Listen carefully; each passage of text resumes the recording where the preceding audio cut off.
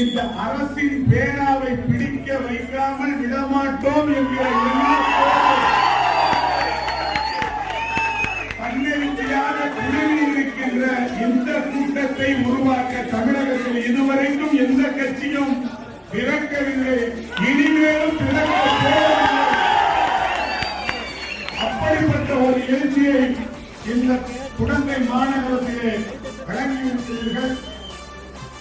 அதற்காக உழைத்திருக்கிற அத்துணை தம்பிமார்களையும் தோழர்களையும் நான் பாராட்டி, உண்மையிலேயே எனக்கே நீண்ட கால கனவு குடந்தையிலே இப்படிப்பட்ட ஒரு நிகழ்வை நடத்த வேண்டும் என்பது. அது இன்றைக்கு கடந்த 28 ஆண்டு கால இந்த மக்கள் இயக்கம் நற்பணி மன்றம்